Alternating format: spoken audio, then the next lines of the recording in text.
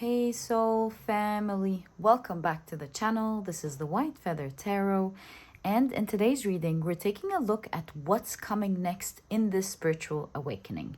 If you've been feeling like something deep within you is shifting, you're not imagining it, you're in the middle of a spiritual awakening and the next phase is already unfolding. In this pick a card reading, we're going to uncover what's coming next in your spiritual awakening journey. And I'll be pulling out 3 cards from this major arcana part of the deck.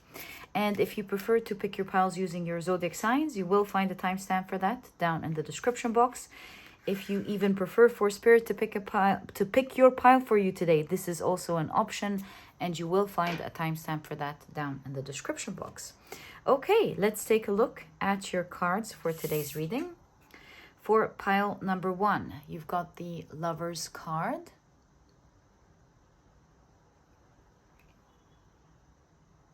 For pile number 2, you've got the Fool card.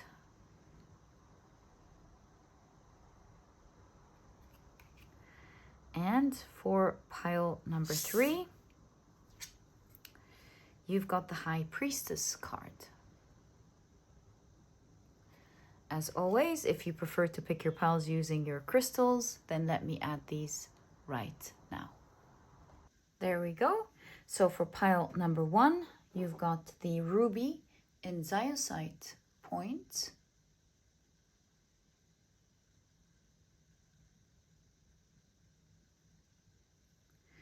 For pile number 2, you've got the yellow Tourmaline.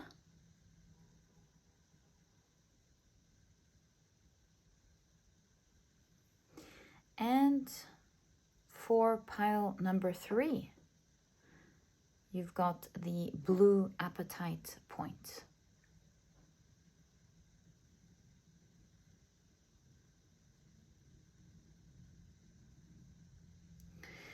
So take a look at which one of these 3 piles you're the most drawn to, and this will be the pile for you here today. In case you feel drawn to more than one pile, maybe even all of the piles, trust your intuition. It's meant to take you to the messages that you're meant to hear, particularly today regarding what is coming in this spiritual awakening. And once you're ready, you'll find the timestamps down in the description box, which will take you straight to your readings. And please note that in the next section, I will be assigning different zodiac signs to each pile. If this is something that you're interested in, please stick around. If not, please pause the video and take as much time as you need.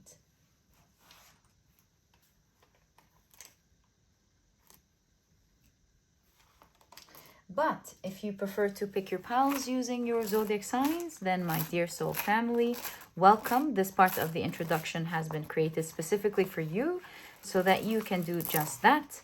And in a moment, after the shuffling, I will be assigning or drawing out 4 signs for each pile. Okay, so let's get straight into it. 1, 2, 3, and 4. 1, 2, 3, 4. And 1, 2, 3, and 4. Right. So the signs for pile number 1 in today's reading are Libra, Scorpio, Pisces, as well as Cancer. The signs for pile number 2 are Gemini, Capricorn, Taurus, as well as Sagittarius. And the signs for pile number 3 are Aquarius, Virgo, Leo, as well as Aries. So, my dear soul family, these are the zodiac signs and their association to each of the piles in today's reading. Please feel free to pick your pile or piles using your sun, moon, or rising.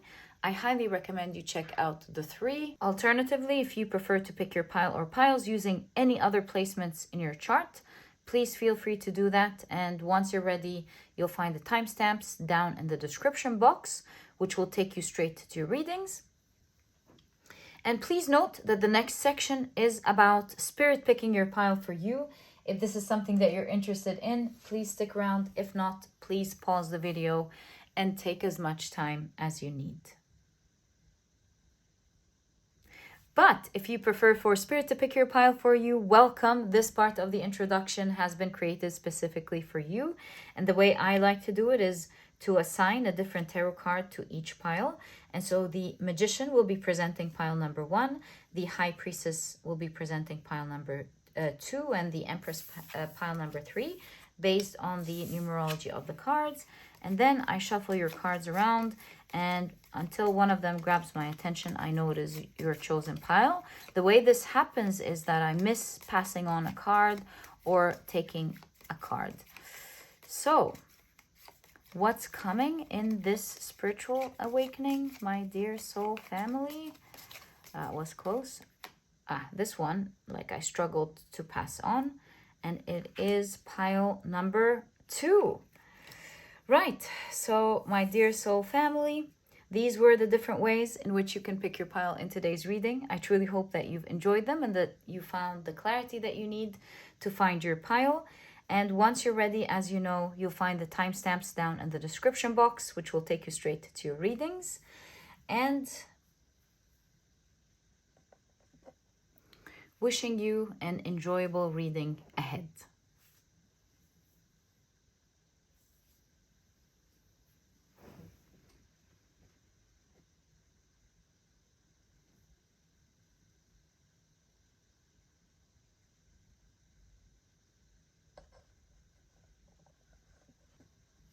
Hi, pile number 1. Welcome to your reading. Today we're taking a look at what's coming in this spiritual awakening, and these are the decks that I'll be using for your reading today. If at any point you're interested in knowing the names of any of them, you'll find, 2 cards again. You'll find that I always list them below for you guys. But very quickly, let me introduce your pile to you. Your crystal is the beautiful Ruby in Zoisite point. Your significator card is the Lover's card, and if you've picked your pile using your zodiac signs, then in that case, the signs for this pile are Libra, Scorpio, Pisces, as well as Cancer. Welcome to your reading. If these are not your signs, please don't worry about it. It's just another way for others to pick their piles as well. Okay, I think we are pretty much ready. All your cards are shuffled and on the table. Let's take a look at your oracle cards first. So, what if all the cards are pretty big today? I think I can take one of these here. Yes, of course. So, you've got the 6th house, and the keys at the top, the phrases at the top are service to others, what is good for us, as well as your work. On the other side is as a full-time job, serving, do it a little at a time. In any case, these seem to be the main ones because these are the ones upright. Service to others, what is good for us, as well as your work. Okay. You've got intuition. Okay. You've got the hidden path.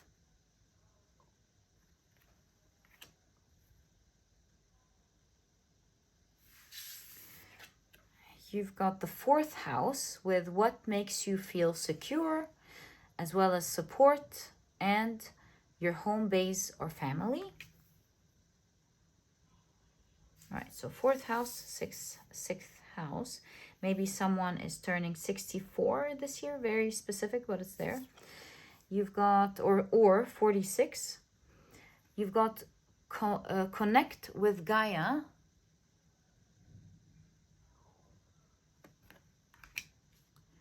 And you've got hibernation and regeneration. Very interesting cards. Right, let's take a look at your tarot cards so that we have a complete picture. This one's sliding out. Right, so starting off the reading is the 6 of Swords, your tarot cards, I mean. Is the 6 of Swords. You've got the Ace of Swords. You've got the Hermit.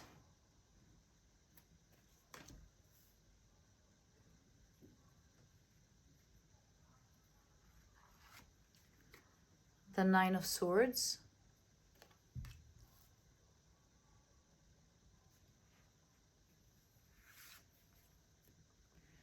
And you've got the Five of Swords, winning something here. Or maybe overcoming something. It feels to me with the Hermit card that you have come a long way. You've gone down a path that was dark. You were trying to figure things out. Maybe you've gone through a long period with hibernation here that seems like there wasn't much going on in your life, if any, even for some of you. I feel like, although I feel like you were lost, stressed, scared. There's the safety of the fourth house, so definitely felt scared. Maybe you lacked support. Yeah, general feeling here. When it comes to your spiritual awakening, you've gone through the dark night of the soul for sure in this pile. You were lost for so long. You had so much to overcome. Like maybe in the outside world, it looks like not much was going on. But in your internal world, you had so much to deal with. So much stress, so much fears, so much anxiety, so much sadness even. You've had a lot to work through. And the amazing thing, do you see the roots here? And you see in your cards how the crystals are growing? It takes me to your intuition card, which makes me feel like your intuition got so much stronger during that time. So perhaps during that time is the time with the hidden path, is the time where you found your spiritual path. You found your connection to the universe. You found your connection to your spirit guides and even your connection to yourself. You found your connection to magic. And from that, I see, do you see? From that, intuition with the cat and the regeneration, you've grown. And you've grown a lot in this pile. You really have. So sixth house is doing the work. You can even see the healthy food there. Maybe you've even taken care of yourself physically as well. Like you've been choosing healthier habits. But in any case, I am seeing a story of you taking it slow. It was very slow with the Six of Swords. Perhaps what we're looking at is a long... I heard in my mind, lifelong story. So maybe for some of you, even it was a lifelong story. But for most of you, the Six of Swords, this particular thing took so long. So what does it mean by hibernation? Were you not doing anything? Just so that I understand what I'm looking at. Doesn't really matter. Just wondering, what does it mean by hibernation? King of Cups, okay, I think you were taken care of in another way. Maybe you have a kind partner who understood what you're going through. Maybe you have children who are kind and making sure you're okay. Maybe the universe was just taking good care of you, one way or the other. Life was, in another aspect, kind. Like maybe you didn't have to work at all. For some of you, maybe you had enough to go by. Maybe you had kind people around you. Maybe your job isn't so hard, like it's important but not hard. I don't know. But with the King of Cups, I feel like in some aspect, you were very blessed for sure for you to go through this spiritual journey. In one, maybe you had loving people around you.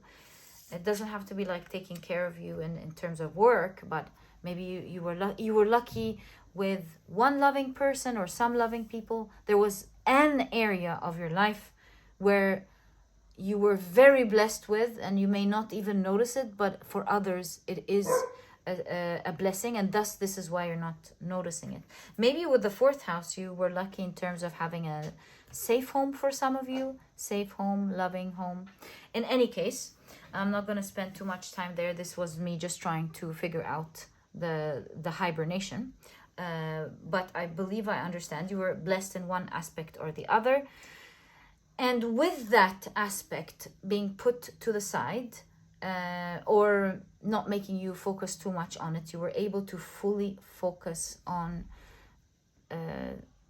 your mental well-being, because, and I believe this sort of balance happened for you to be able to handle something as big as this. This is the Nine of Swords. It was very stressful. I believe with the hands on the head, you were going through a lot of mental issues, memories, stresses, and so on, that you had to unload and take care of. And I see you winning over that. Do you see with the Five of Swords? I don't know what you've done when it comes to your spiritual awakening. It's not really very clear, but I see a clear page with the Ace of Swords. The mind, right? So slowly but surely is what I'm picking up here. Slowly, but I understand. Slowly but surely, you were able to unpack all of this. You've gained in touch with your intuition, with your spiritual path, with your guides. Yeah, your roots. You were able to come back to your roots. And it may not have been visible on the outside, but it definitely was visible to you on the inside, which is what matters the most. Yeah, I really feel with the hidden path, especially that this is Pisces, 12th house, you've got so in touch with spirituality, with magic, with going within, with healing your inner world. You've really done the work, you see, your work. You've done so much work. And so, all of this to say, as we're reading your cards, they're talking about your spiritual awakening. We're talking about what's coming in the spiritual awakening, and everything's going to be connected in a moment. We're seeing here, there's a regeneration going on here. Hibernation and regeneration. This massive regeneration that is happening in your life has to do with prosperity, and not just prosperity, but also what's the word? Preserve.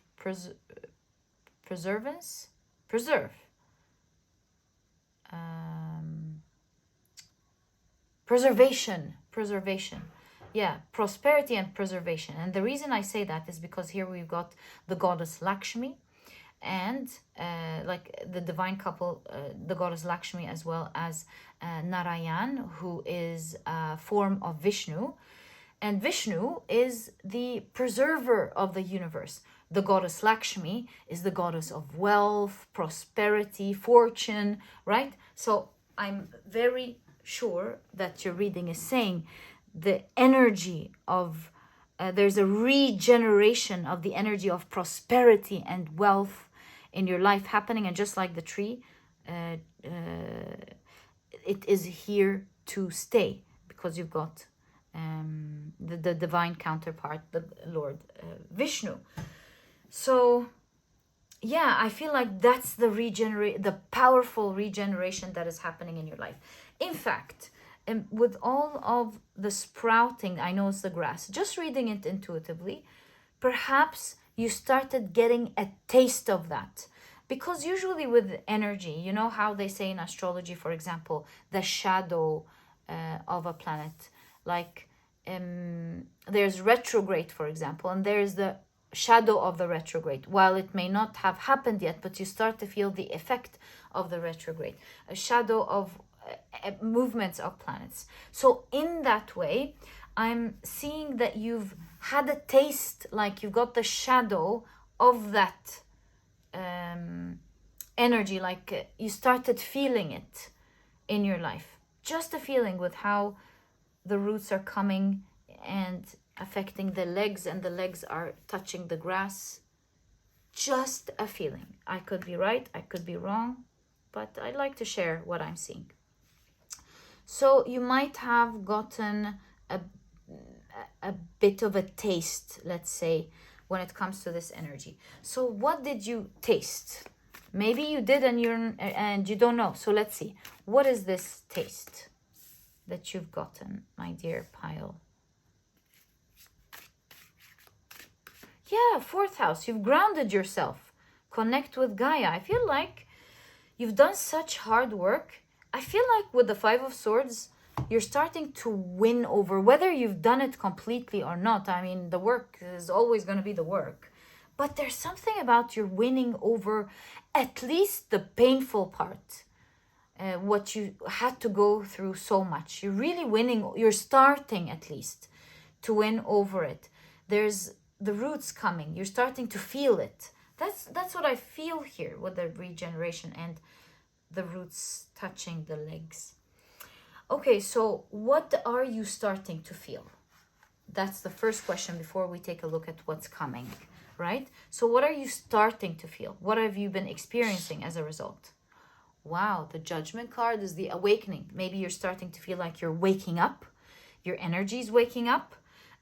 Also with the Judgment card, your eyes started opening, excuse me, to a lot of information. You've been getting a lot of guidance, whether from your spirit guides, from your tarot cards, from experts that you've been listening to, friends and family telling you things, I don't know.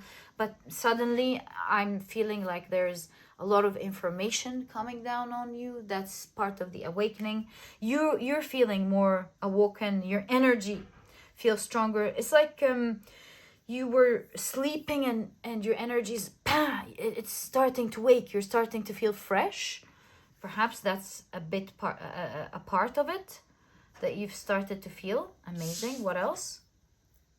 The Moon card. Yeah, we know about that. Your intuition is becoming very strong. You're easily gaining connection to your intuition, your spirituality. You're starting with the Moon card to see a lot of magical experiences, things like noticing how the planets have an effect on you, maybe noticing, which is, if you're here, I'm sure you already have, of course, but things like repeating numbers, synchronicities. You've been noticing a lot of synchronicities, experiencing a lot of synchronicities, a lot of magic. You've been seeing a lot of magical experiences is what I would say for sure. You've been seeing a lot of signs. And although you couldn't see ahead with the bat, you felt like you were guided somewhere. So here's the thing. One of the things that has to do with your spiritual awakening with the bat here is that maybe you were lost, but your guiding light here are signs.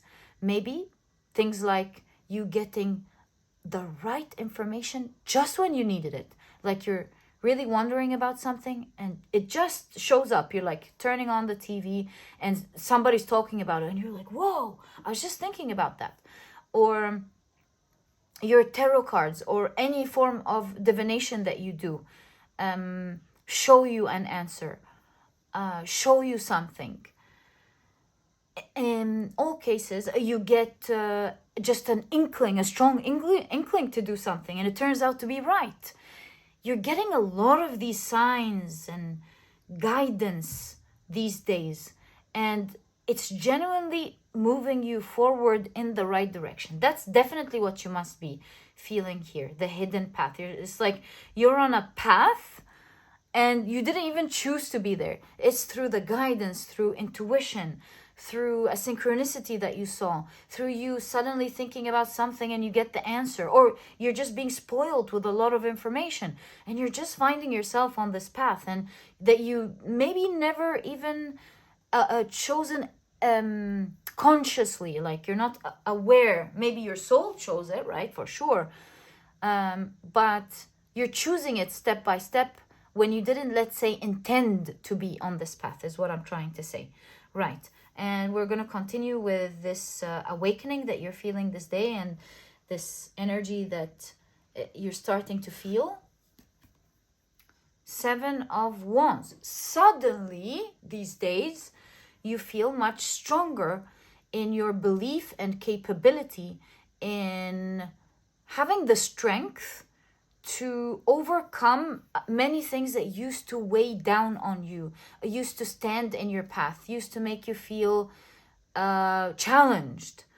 I am feeling, especially with the superhero attire, in my opinion, you're like, oh, I'm feeling better. I'm feeling stronger.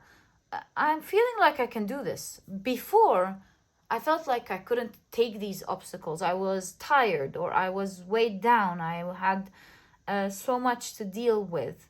But interesting. I feel these days like I can overcome these. Like, I feel good. You definitely feel a shift in energy here, my dear pile number one, for sure. There's waking up, you getting your energy back, you feeling like you can conquer many things that used to be an obstacle, otherwise an obstacle. Yeah, there's a waking up happening here. All right, what else have you seen as regeneration recently because of this awakening that you're going through? The Hanged Man. I will tell you something. The Hanged Man teaches us, sometimes it represents going through rough experiences in order to fully appreciate its opposite, like learning what love means through the lack of it, for example, and learning to appreciate it, learning that having an easier life is something to be grateful for and not take it for granted after having gone through a very difficult life, and so on. It's like going through the opposite of something in order to appreciate it. Really you appreciate it because you understand it, right? You know that Bible quote, don't throw the pearls to the swine. I'm sure I'm not quoting it right at all. I'm sure if I think about it right, I'll get the right expression, but I just don't want to waste your thinking process here. So the pearls are going to be pearls. The pearls are gonna purling. That was off, but you know what I mean. The pearl will be purling, and whether the swines appreciate it or not, they are pearls. They're not easy to find if they're not farmed. They're formed over many years. I'm not sure, hundreds of years. I could be wrong, again, off here. But all I'm trying to say is they are very worthwhile. In ancient times, it was only the royals, for example, who were able to have pearls. So if the swine does not it mistreats it, it doesn't mean that the pearl isn't a very worthy thing. It just means that the swine does not have the understanding, the capacity to understand what they're looking at, right? So in that same analogy, the Hanged Man teaches us always that we go through, we're in especially with the Lovers card being present in your reading, we're in the realm of duality, right? We're in the realm of duality, and it is meant to teach us something. They call Earth Gaia, like the realm, the school, right? Where we learn so much and experience through so much through the duality.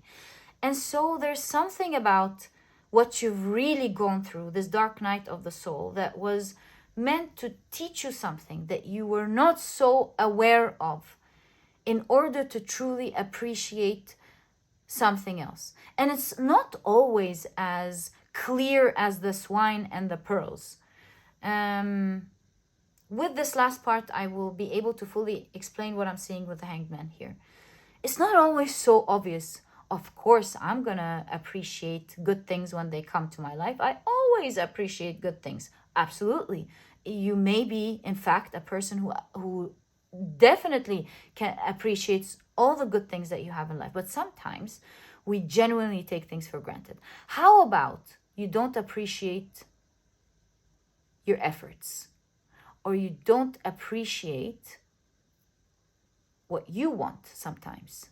You could disagree with me here, but listen to this. What if, like, for one archetype that may not see it so easily is the archetype of a kind person, before they learn, of course, before they go through this journey and learn.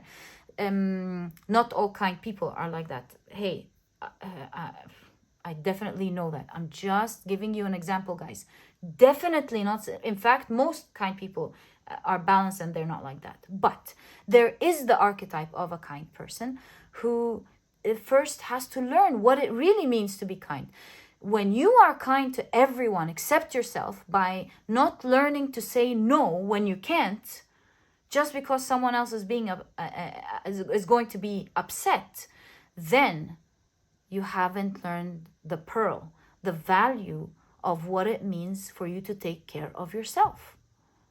And when you go through, in that case, the dark night of the soul, and learning the harsh truths and how painful it is, the results of not taking care of yourself, you then start being aware and you learn why it's important to say no and take care of yourself. You will also learn that saying no is not being rude, it's not being hurtful, it's probably your own pain that you had to work through, and that others who are hearing no, most of them are not going to be as in pain as you are, for example. So, and so on and so forth. We don't want to get too long into this example, but what I'm trying to explain here is that there are some things that may not be visible to you, that you did not appreciate, and you are learning now to fully appreciate. And so all of this to say, with the Hanged Man, that part of your spiritual awakening right now is that you have learned to appreciate some things. And while still the Hanged Man, maybe you didn't take action towards it yet, maybe you're still learning how to take actions to appreciate it better, maybe that's all of that is to come. But one of your big awakening energies that you started to feel is you genuinely appreciating something that you did not have awareness towards before. So what is this? And mind you, all of this that we're reading in your cards is leading to right now you starting to gain access to, let's not forget that, prosperity and fortune that is here to stay. Everything that comes into your life now is here to stay, or everything that you have now that you're enjoying is here to stay. But let's not veer. Of course, we're taking a look at what it is that you're learning to appreciate. What is that you're learning to appreciate these days, my dear pile number one?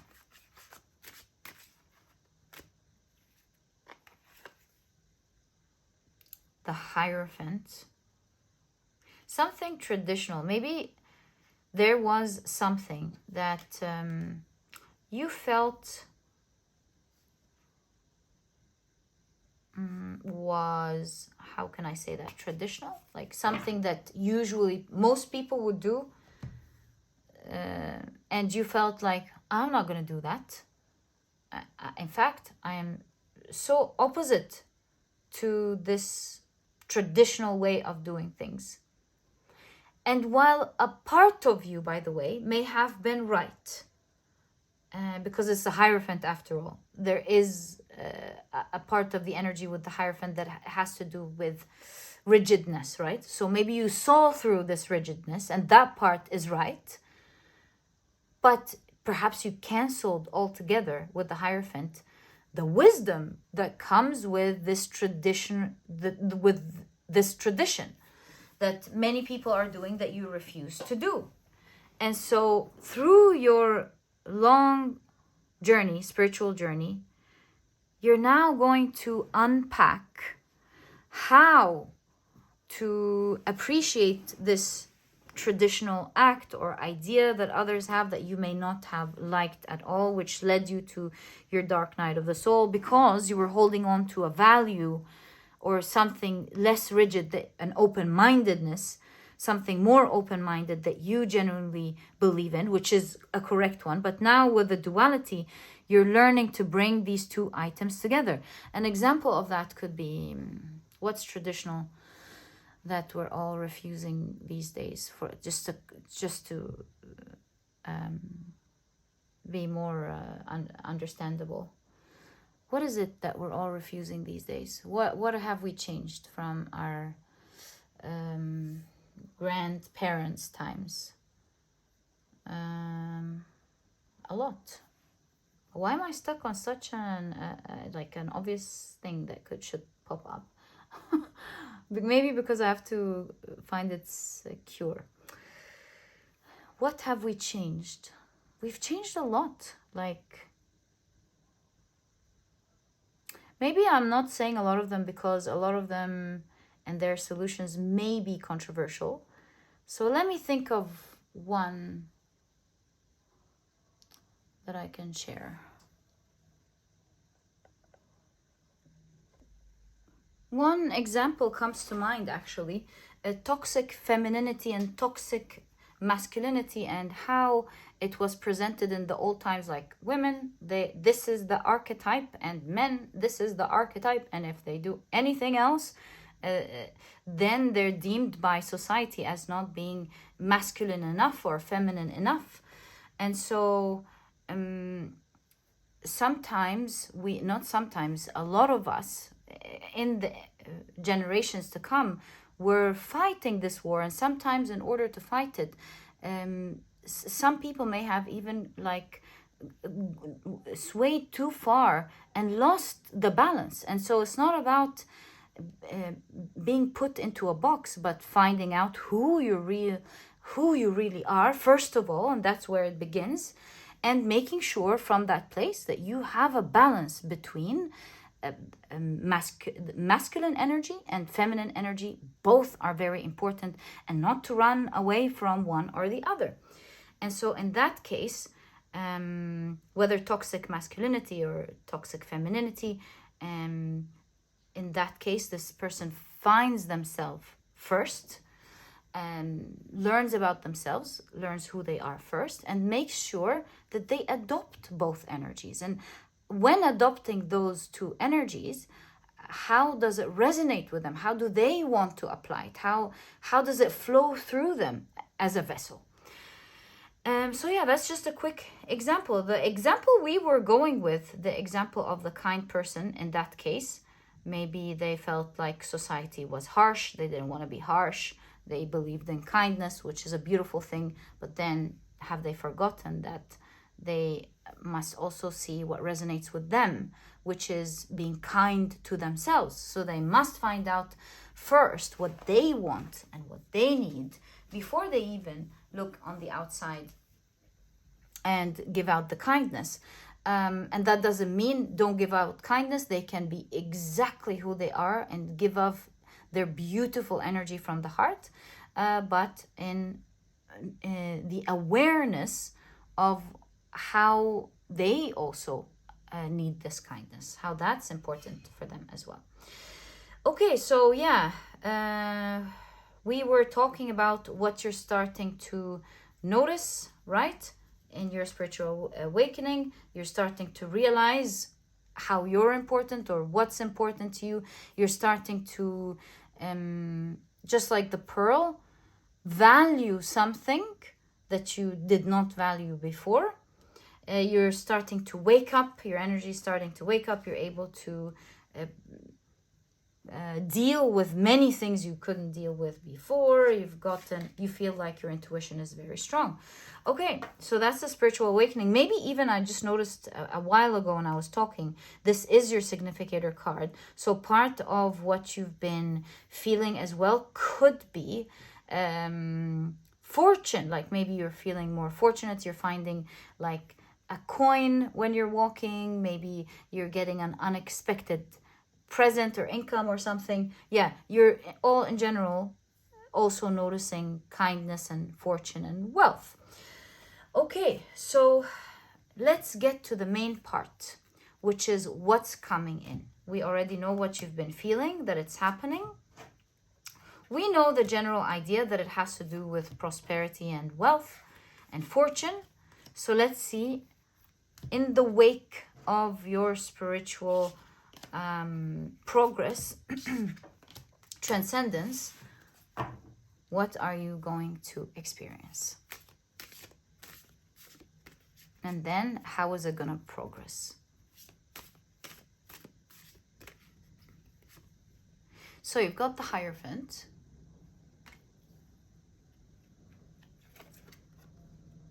The World card. Wow. The Hierophant and the World. Wow. Okay. Wow. The Emperor. My intuition was absolutely right about that. Okay. I foresee for you being in a very powerful position, maybe even either as a teacher or as an entrepreneur. It's going to be different from one person to another. With the World, it's signifying many people allowing you to lead or something, or listening to you, depending again on where you are here. So yeah, power as not in like what I tell you need to do. That's not what I mean by power. I mean the power of word, for example, or the power to influence, the power to awaken. I don't know. There's a power here for sure with the Hierophant and the Emperor. And with the World, it talks about many people. Like it could be everyone in your industry, everyone in your company, everyone in your market. That's what I mean. Maybe you're a professor, all the students, something like that. So you're going to have a great power in leadership of others. Okay, yeah, I see that. A massive one.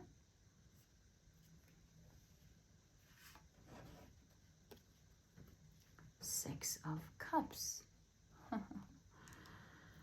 That has massive potential for growth. The reason you're getting this power is because with the Six of Cups, it's a spiritual card. It's a card of the soul. It's a card of growth, but it's also a card of innocence. And so as such, from all these meanings derived from the card, I'm seeing something about you being a great leader because you're trusted and loved, appreciated. You vibrate beautiful energy that others resonate with, it makes it very easy for others to connect with you. Yeah, but I feel like what the new thing about you here is that you are a leader who's leading through trust, love, good intentions, not from a place of, others have to be scared in order to lead. No, you're leading from a genuine place, and that's why you're going to succeed massively in being a leader.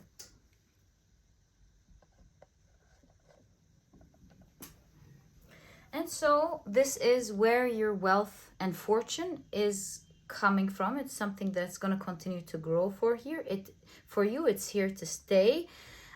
Service to others. It seems like you're going to be enjoying your service to others as you build your empire. And it looks like it's with the fourth house, it's stable. It feels homey with the fourth house and the Six of Cups. I believe that's the difference between leading from trying to control rather than dealing from love, right? So what are you gonna be leading? What are you gonna be leading? And then I want to ask, how is this gonna start for you now? So what are you gonna be leading? Ace of Wands. Okay, Ace of Wands, Four of Wands, Page of Wands. Like, what is your leadership about? What are you going to be leading?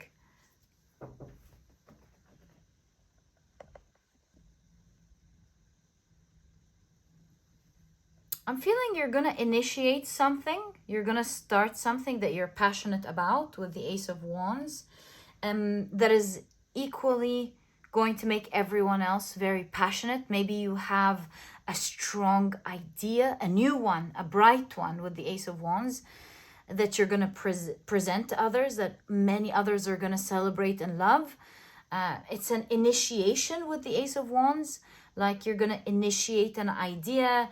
You're going to be advocating for a new way of doing something, or a new way of being, a new way of healing maybe.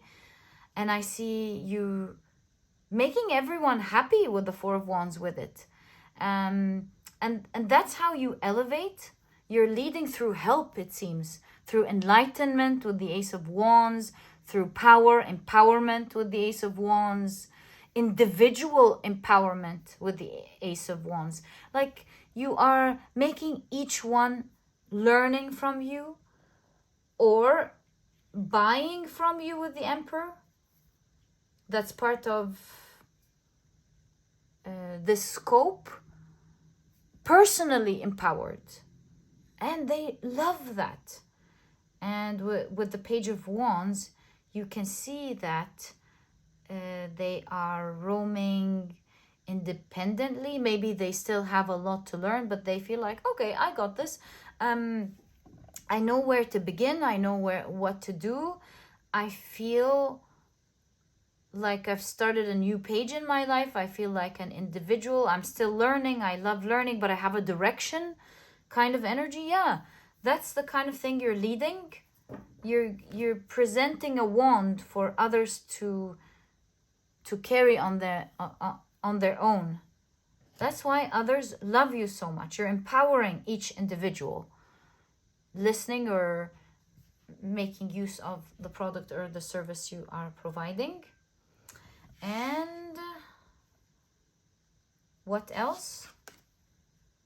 10 of Wands and the 4 of Cups. You're making people who have felt like it's hopeless, that it's become so heavy to carry, that there is in fact a remedy out there, and that they don't have to do it the way that they do. You know, your pile reminds me of a podcast that I just heard. I didn't hear all of it. I heard a part of it. I'm sure I'm gonna, when I have time, listen to the rest, on the Diary of a CEO podcast of, I think she's a doctor. Like I said, I didn't listen to the whole thing yet, but I listened attentively to her story and how she came up with healing the foot, and how the foot is so important to our overall well-being. And it's because she was so obsessed about moving, and that is because she had her internal worries and things to work through, and it was through movement that she was able to process and take herself out of that energy. And so because of her obsession with movement, she somehow, I was listening in the background, I'm so sorry, I'm not giving this story its due diligence, but I'm just using it to show what you remind me of here. It took her down that path to knowing what she knows today and how she really heals and helps people. Saying that the foot is I forgot what she said. What's the word? Sensual part of our body, because it has all these nerves. Like it's way more important than we understand and give it credit for. And so I'm sure I'm gonna listen to the rest of the podcast. It's very interesting. And all I'm trying to say is, like, she is an example, for example, of what we're seeing here, like working through something in particular and empowering everyone through the information that she's learned, being in that path, in that particular path, right? So there's something about you here empowering others through your own personal journey and what it took you and took you towards and taught you, where it took you, and what it taught you. And you'll be soon presenting something that empowers everyone. It allows them to finally feel like they can unleash their own heaviness, and that there's something to do about it. There's healing.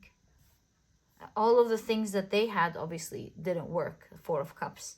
And you're presenting them with something out of the blue, out of the ordinary. So nice.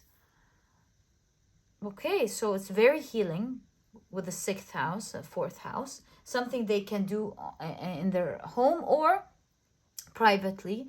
Like maybe you're helping them be their own experts, perhaps, for some of you. Yeah, something like that. Personal empowerment for sure. And I do foresee that this is leading to a lot of fortune and wealth, as well as prosperity for you. And yeah, my dear pile number 1, this is exactly what I see in your reading in terms of what's coming in this spiritual awakening. I wish you the best of luck with that. And if you've enjoyed your reading, please give me a thumbs up. Subscribe to the channel so that you never miss a reading that I upload.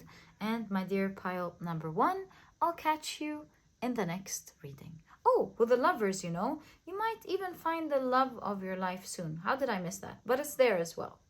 Okay. Bye.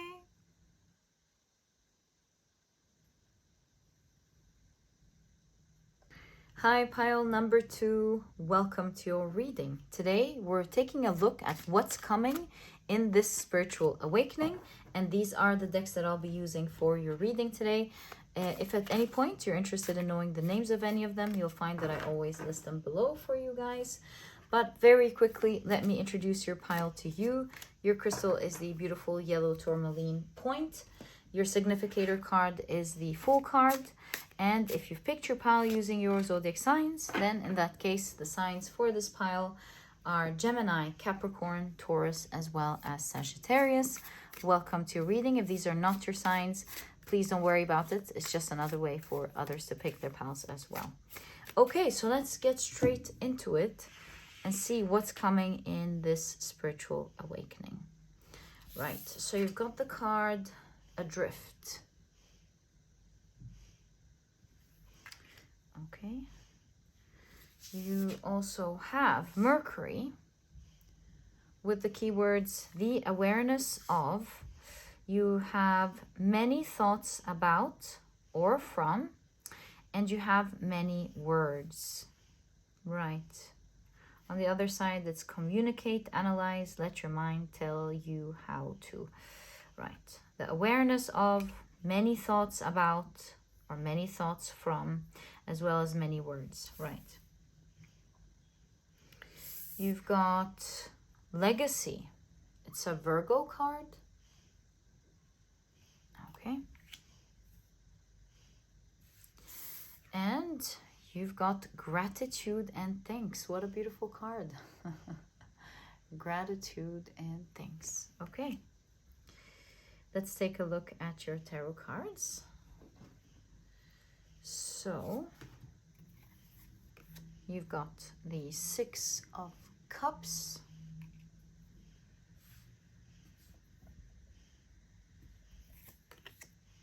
The 7 of Swords. You've got the Wheel of Fortune. The Knight of Cups. Great, we still have more space. You've got the 7 of Cups.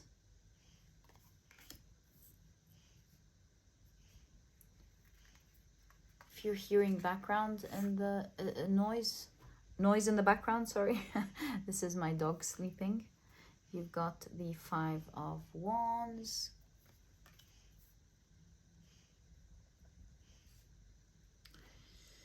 And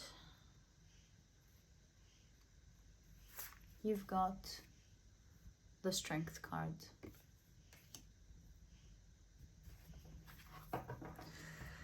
Okay, so what do we have? What's coming in this spiritual awakening? Mercury. Especially how this is positioned. I don't know.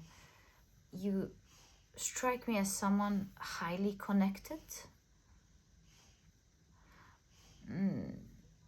Very gifted. I almost want to dare and say you've got something, what we call as magical, that comes easily to you. Just a feeling.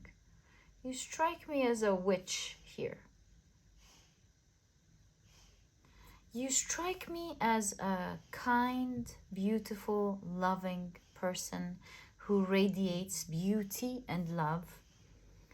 And you are very talented at something, very gifted one way or the other.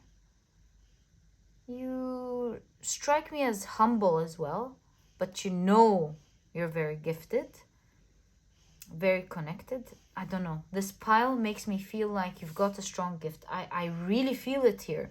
And whether you know it or not, I just have a strong feeling about this pile. Got the Magician. The more I look at this beautiful witch, the more I feel like this pile has a huge gift. Yeah, I must check it out for you. You maybe you're aware of it, maybe you're not, but it's not a waste of time. And since this is a spiritual awakening reading, I mean, I must be feeling it for a reason. This pile has a huge gift. Are you aware of it? I don't know, but I'm very sure based on how I'm feeling. And it counts in spirituality. So let's see what the cards are showing. The Magician again in the Fool card. And look, this magical gift, part of your spiritual awakening is that the spiritual gift is going to be awoken. Maybe you have the keys to it, you've already been connected to it, in touch with it, but it's going full throttle now. You've got the Six of Swords in the background of the Six of Wands. Six of Swords is moving from tumultuous waters to calmer waters. Six of Wands, which is the background of this card, is success. So you strike me as someone who, what is it called? Went deep, the something? I forgot the expression. In any case, you've gone through a lot with the Six of Swords. Like suddenly life gave you a huge hit. You may have been even drowning at some point. And it has awoken this massive gift. The Magician is a skilled archetype. Okay, you've got the Fool card twice here. This is leading us to Shiva. And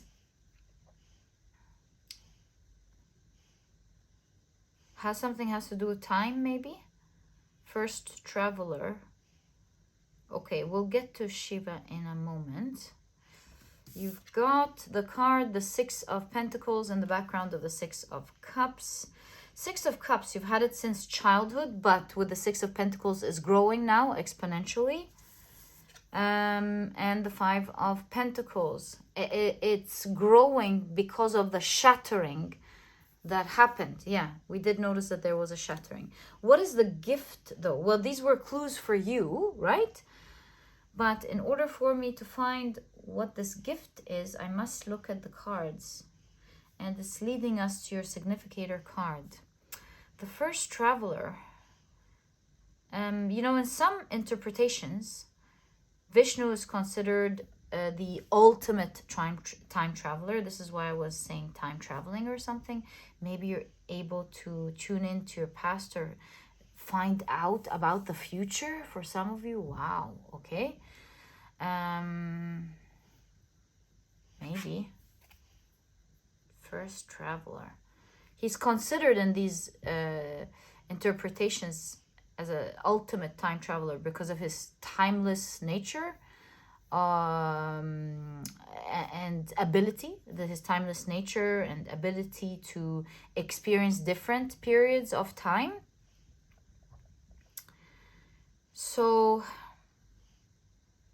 perhaps this is talking about your ability to either find out what the future is or extract information from the past. You know, the archetype of extracting information of the past reminds me of Matthias di Stefano, who's able to remember his past, for example. So your gift, and it doesn't have to be like that, of course. Everyone listening is going to differ from another, but what I'm picking up here is that you have the keys, the clues to travel. You know who else travels? What is it called when you're able to get outside of your body and travel and see everything? My God, how can I forget that? It's called what? Space traveling? What is it called?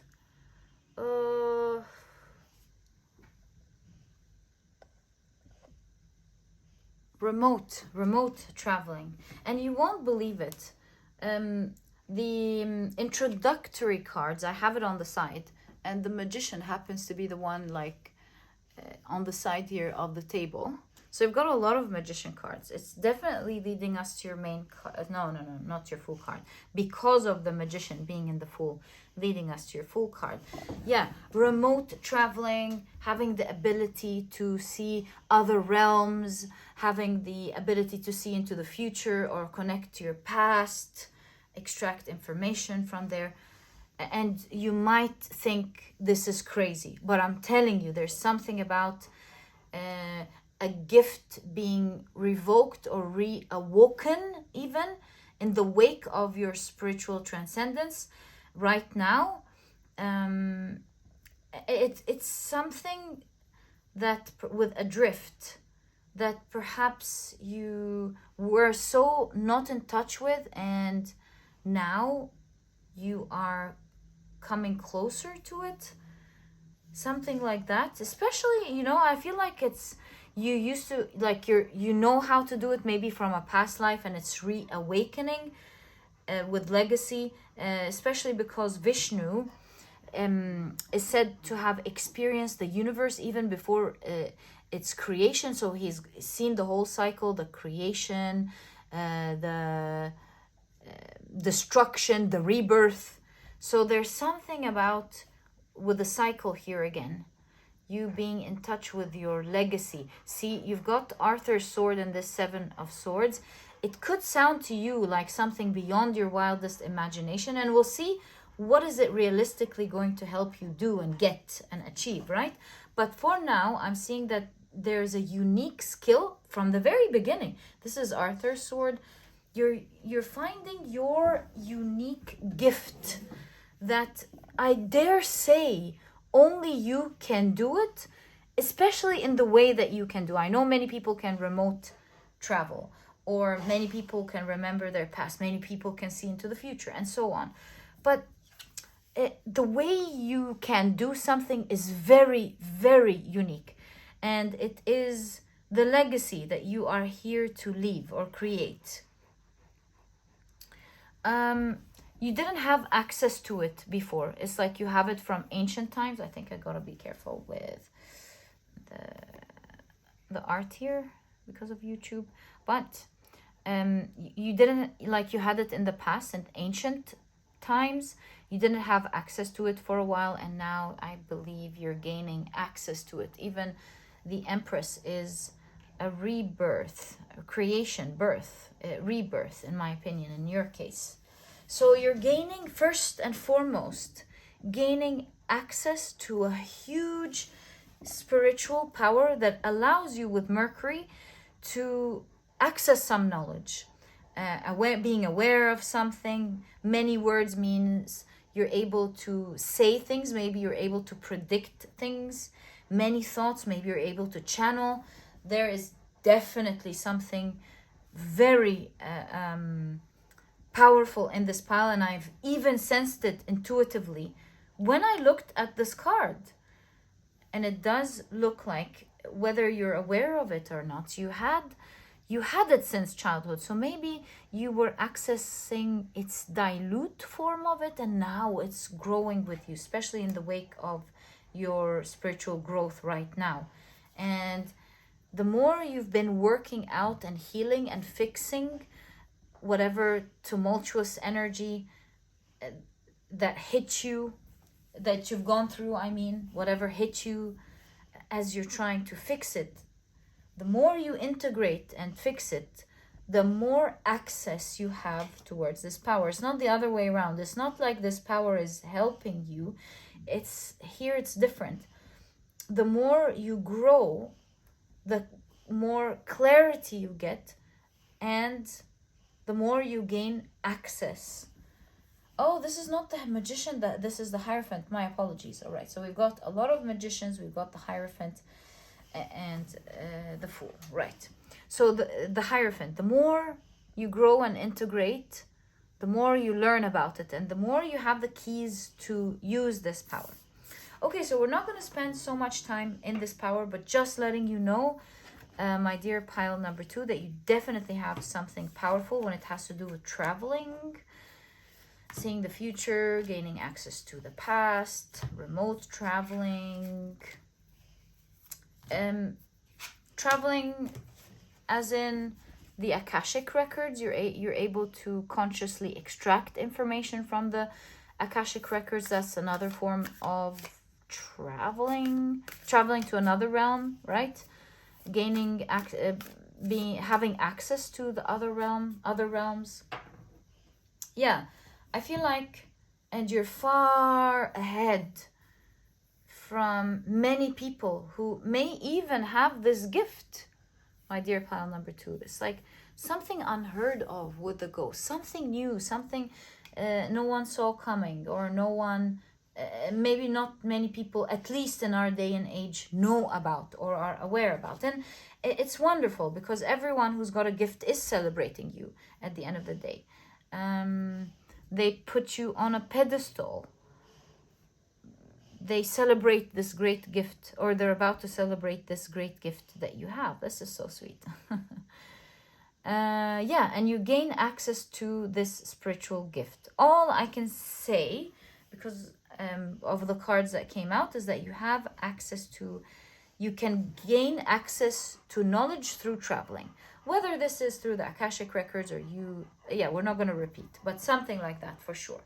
And with the magician being repeated, it is your unique skill, right? Now, it looks to me like you're going to be using this great skill, this great gift that you have to create a legacy. And that's what's starting to happen in your life. You're moving towards that right now. There's a new page with the Fool card, a new journey or a new adventure that you will be embarking on. You're going to be presenting so much in abundance with the Knight of Cups that people will love. And it doesn't stop. Through you, you're like a vessel, and through you, all of this information that people will love with the Knight of Cups will come through you.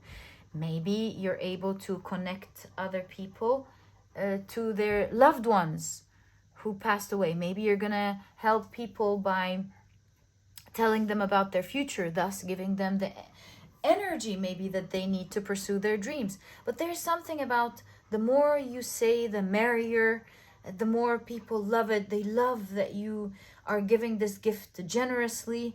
Hermit, again, only you have access to this other world, and you are enlightening others with it. You're opening up people's eyes to the impossible, what they don't know about. Thus, again, with the Six of Cups here, it looks like you're connecting people to their souls particularly. And through your connection from of a person to their soul, you're encouraging others to plant their seeds, particularly the seeds that they came here to plant. You're removing the clouds, or you're removing the shadow maybe, or you're removing the distraction and allowing souls, many souls, to go, oh yes, that's what I wanted to do. And they start planting their seeds. They start growing in their spiritual journey. They start remembering what they came here to do. So I feel like you are helping the souls who have gone astray, who are lost, to find their way again. Remember their seeds. Remember what they came here to plant, what they came here to do. There's this massive awakening. And you're doing it in such a humble way, loving and humble way. But what I do see for you is that you're going to go about this spiritual journey up next, this new beginning, feeling so much gratitude and so much happiness in life. You're like, oh my God, I love my world. I love my life. I'm so happy. There's something about you really loving your life. It seems to be simple yet so abundant. And simple means simple doesn't mean, by the way, that whether it's luxurious or not. It just simply means you're living your life in a simpler way. And you're enjoying that simplicity. Like the complications in your life are no longer there. And you feel like life is simpler. And life becomes simpler when our ideas change and we don't complicate it. Sometimes the most complicated issue can be resolved by thinking about simple solutions. I'm not saying all of it, but really, why not? What if all of them are? I don't know, right? But this is what I'm picking up when I look at your gratitude and your simple life, is that you're living such a bright, beautiful, happy life with simplicity. Perhaps it is your blessed, powerful and blessed opportunity that you get to connect easily to information and channel so easily that provides you with this great gift of simplicity. You're able to see knowledge. Yeah, I would simplify your gift as being able to see knowledge. Maybe you're clairvoyant. You're able to see knowledge in some unique way. How are you able to see because of the eyes here and the eyes here? How are you able to see knowledge? And not just knowledge, with Virgo, you're able to see details, like you're seeing details as if they exist, right? You can see them with your bare eyes right in front of you. So how are you able to do that? Or will be able to do that? The Chariot, traveler, isn't this crazy? You will have the capability to travel. Using with the Justice figure here, using one of the laws of the universe. Maybe you're so in tune with that law. What is that law? Ace of Pentacles.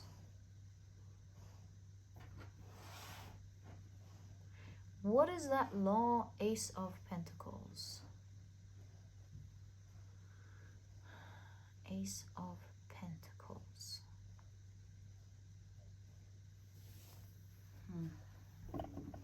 Gotta think about that. Oh, something materializes. Something being spiritual then materializes. Does that mean you use the physical to see the unseen? Like crystal ball. Like maybe you can do that with your eyes open?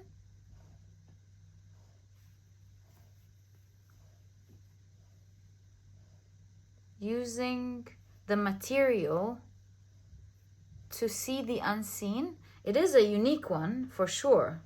Perhaps that's why I'm not able to pick it up. Using the material to see the unseen. That's why you see it so clearly. Because you're looking at the material anyways. Not that you don't see it so clearly when you're meditating or anything. Don't get me wrong. Of course not. But there's something about being able to gain access to this information while your eyes are open. Maybe you're using your clairvoyance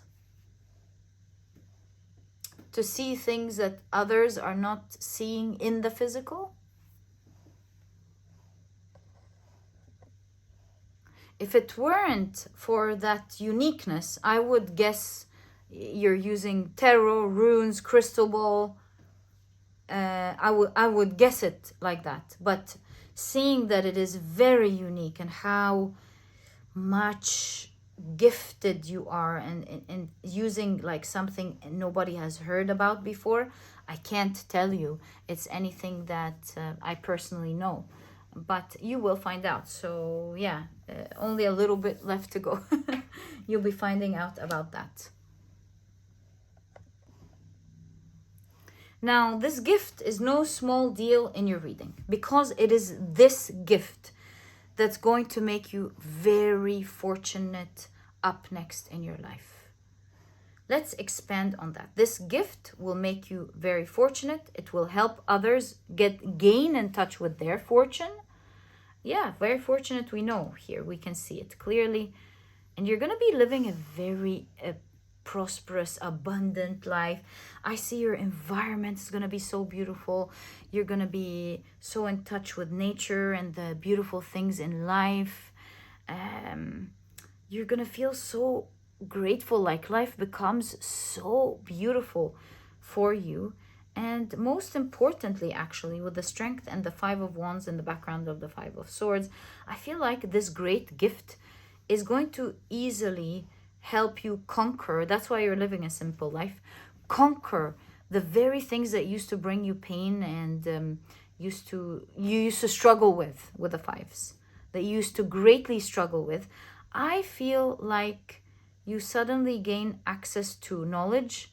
You fix it easily, and perhaps you laugh. You're like, ha, ha, ha, ha. That was so simple.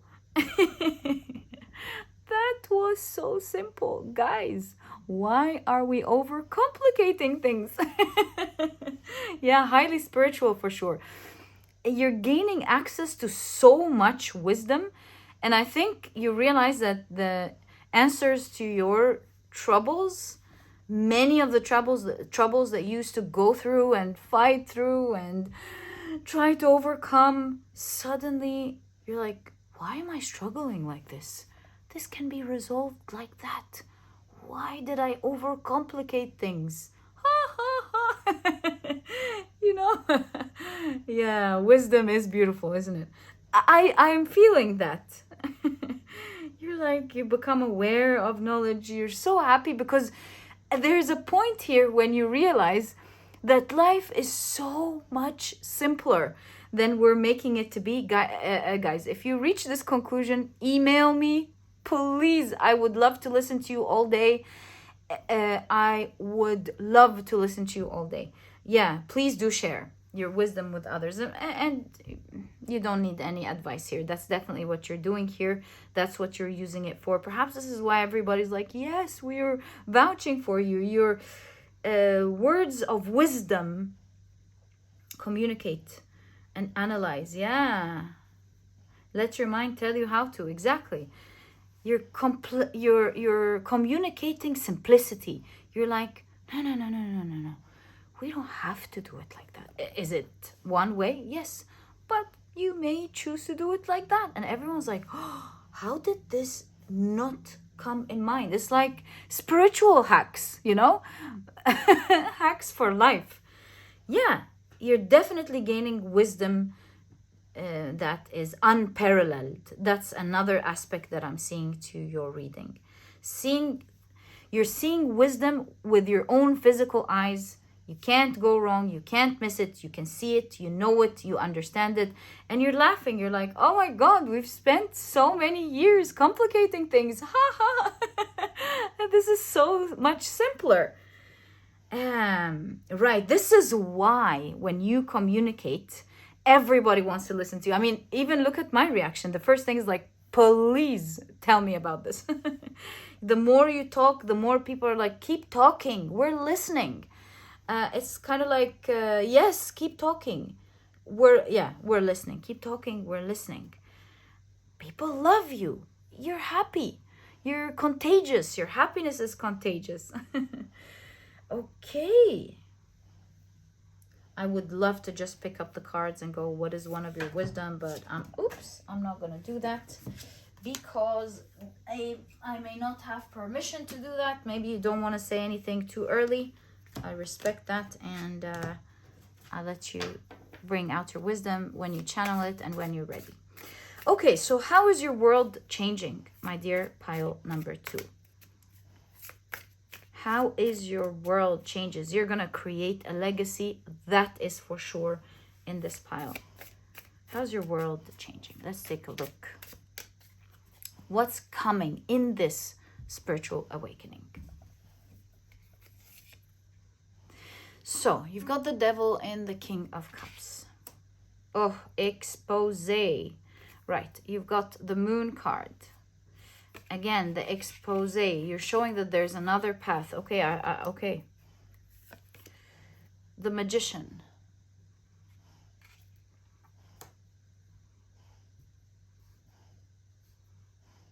My God, this feels like a prophecy you're reading. The Emperor, like the awaited. You are awaited. By the way, you might think what I'm about to say is extreme. But I'm going to say what I am seeing and feeling looking at your cards. There's something about you being awaited. And do you see the High Priestess here? And the sacred scrolls? You might think what I'm saying is crazy. But I think it's crazy. I'm going to say it. I know I've said this like 5 times. Why am I doing that? But if you think what I'm saying is crazy, throw it in the bin, forget about it. But I'm picking up something about you were mentioned in the history, in the scrolls. Maybe even you knew back then that you would be coming into this life. Just seeing something like that. You're awaited.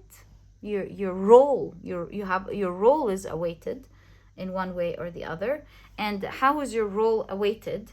Well, your role here is to expose that there is another path. You're not here to go, this is wrong, like these are the bad people. Not at all. This is not your focus. King of Cups. You're here to show another way. So perhaps there was one way that was the dominant way. It was the, let's say, path of most resistance. It is the path that... of the dark, let's call it. You're here to show the path of the light, the path of least resistance. And so through your beautiful work, the other side becomes dark. It appears as dark. So you're not here going, oh, look at this is bad, this is wrong, what are you guys doing? You're not coming here to be critical. You're simple, exactly. You're simply here showing how simple it is. And because you see it with your own physical eyes, there's something about, oh my God, it is so simple. It mind blows you and mind blows everyone else. And so it becomes apparent that the older ways, it's clearly not the simplest path, right? Nothing is wrong, but it's just not the simplest path. And there's something about here prophesied that you would appear. Your soul has been here for a long time. Very long time. I don't know. I'm trying to get ideas of what to say. How long, I don't know. But for a very long time. Ancient soul. Maybe even experienced other realms. In any case, you are amongst prophesied ones.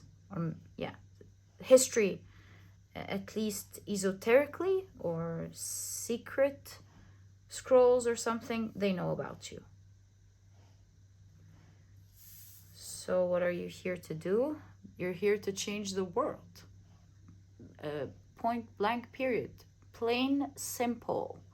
You're here to change the world. Opening the world to a new gate, helping masses That's why there's a legacy here, helping masses go from one realm, like massive transcendence, entering a new portal, a new realm, opening people's eyes towards totally different, if dare I say, opposite things. You're here like, why are you doing this? Like, for example,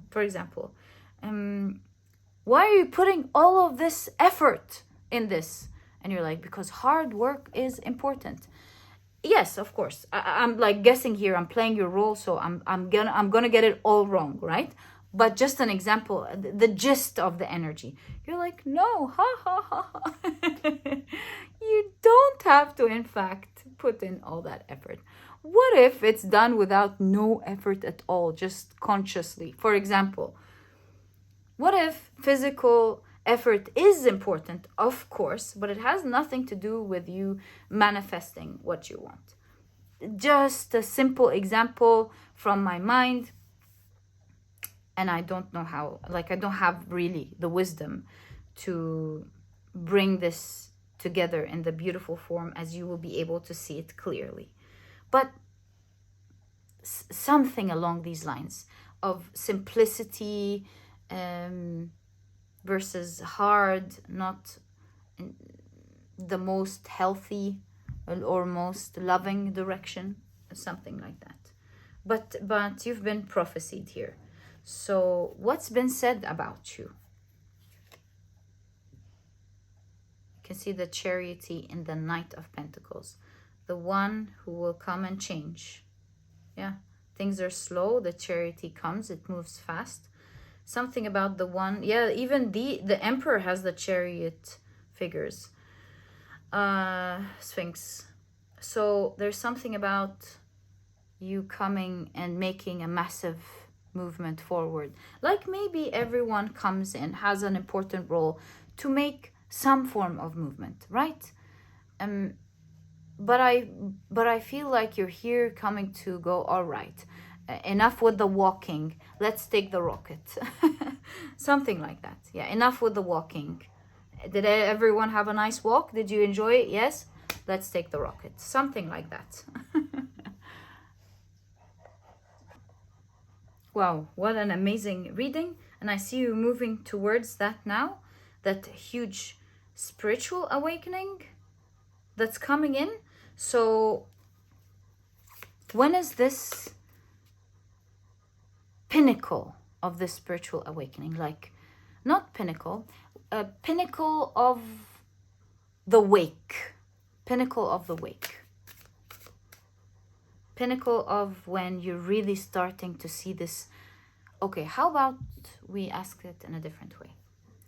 What is the moment, when will be the moment when this fully manifests in terms of you starting to see, with the Ace of Pentacles that we saw, see things clearly for the first time?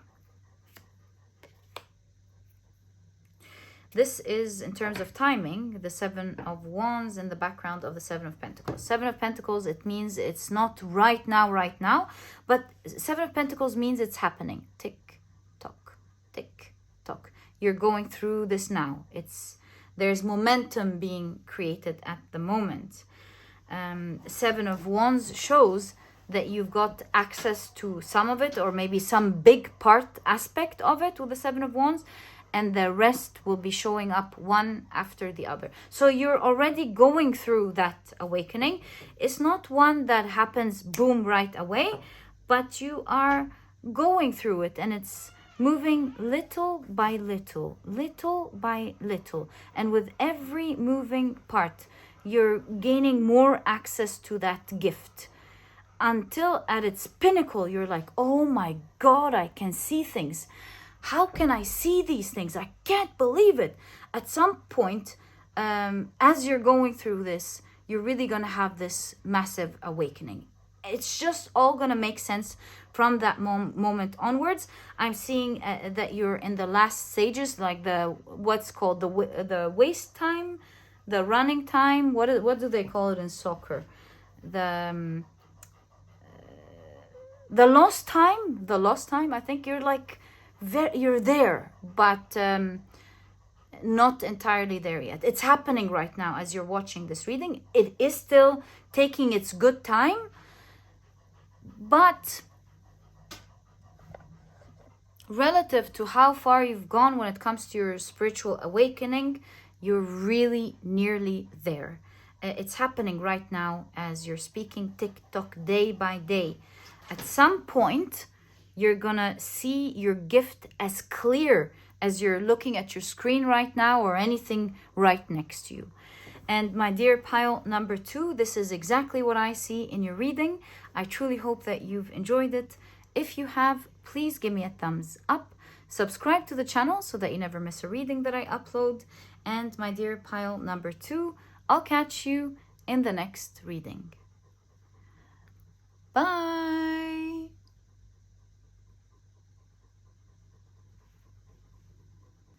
Hi, pile number 3. Welcome to your reading. Today, we're taking a look at what's coming in this spiritual awakening. And to do this reading, these are the decks that I'll be using. If you're interested in knowing the names of any of them, you'll find that I always list them below for you guys. But very quickly, let me introduce your pile to you. Your crystal is the beautiful blue Apatite point. Your significator card is the High Priestess. And if you've picked your pile using your zodiac signs, oh, thanks.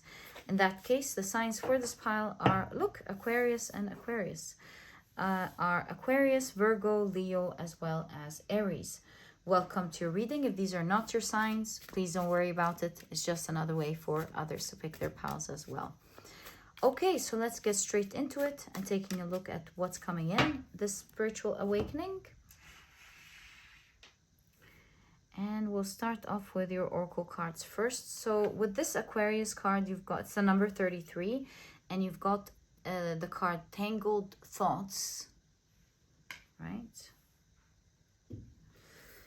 You've got the 12th house with seeking oneness with all there is.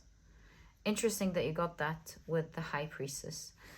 Philanthropy, as well as keep your involvement hidden. On the other side, it says your faith, hidden tendencies, as well as large institutions or overwhelming events, right? So anyways, it's on this side. You've got the card Meditation for Peace and Serenity. Wow. Highly spiritual pile. It's the High Priestess pile, that makes sense. And finally, as your oracle cards, you've got the card Sacrifice.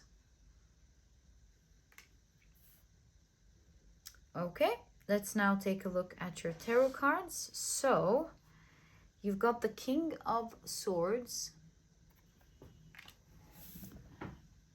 Yeah. The Fool card.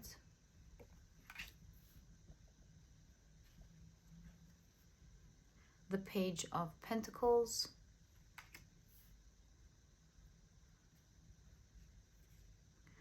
The Queen of Cups.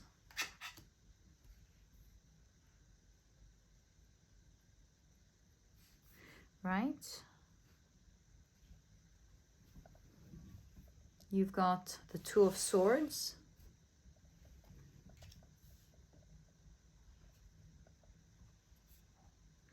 The Knight of Swords. I'm thinking, you know, pile number 1 had the same idea of legs rooted in the ground, and there's this electricity or energy touching the feet. So perhaps your reading expands in pile number 1 if you're drawn to it. But in any case, so what's coming in this spiritual awakening?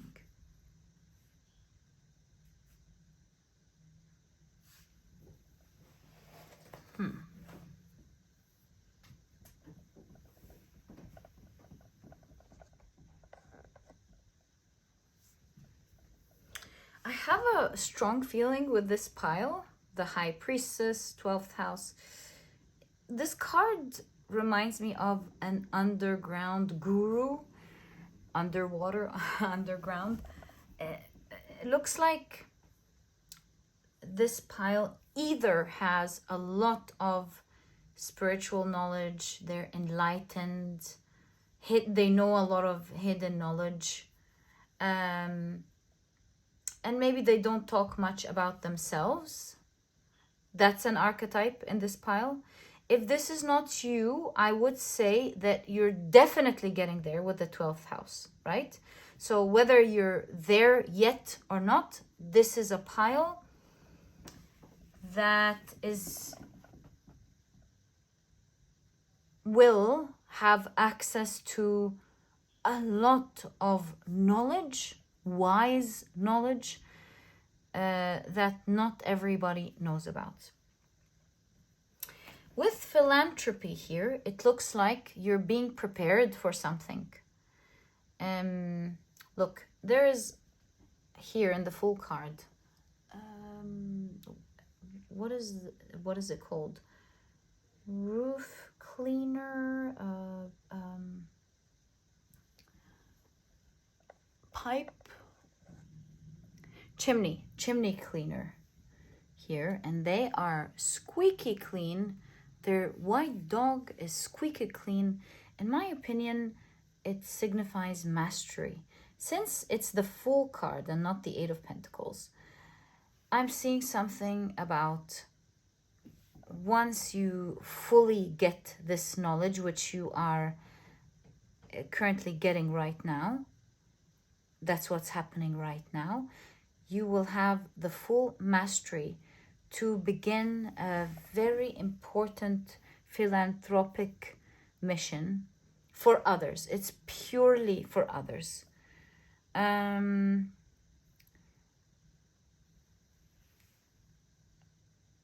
This mission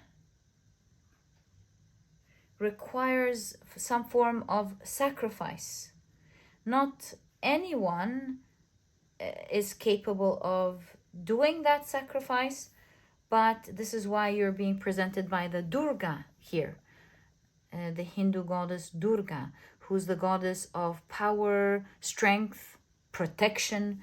So it kind of looks to me like you know what you're doing.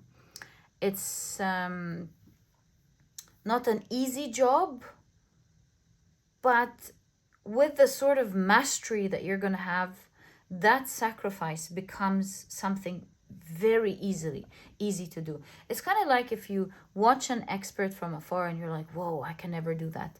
But when you learn, you're fully capable of doing it. Do you know the Rubik's Cube? And when you watch people go and they do it with a timer, and then ding, they've solved it. And once you learn how to do it, then you too don't think it's impossible anymore. Maybe you learn its techniques. And similarly, with the knowledge that you will have, it's going to be very peaceful, very easy for you to have the required strength, because you will have that strength to make a particular sacrifice that will be very easy for you to make. Page of Pentacles is learning, and so you are currently going through a learning process that will ultimately allow you to do something wonderful. See, with the Queen of Cups, this is done from the heart for the greater good. So you're going to do something because you really care.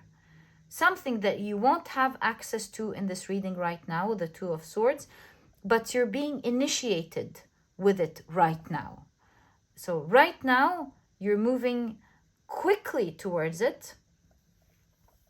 And at some point, once you have the full learning, experience, knowledge, you'll find yourself being able to do with what was supposed to be dirty, but is very clean here, what was supposed to be a very difficult job, very easy. You will have all of the wisdom to do it.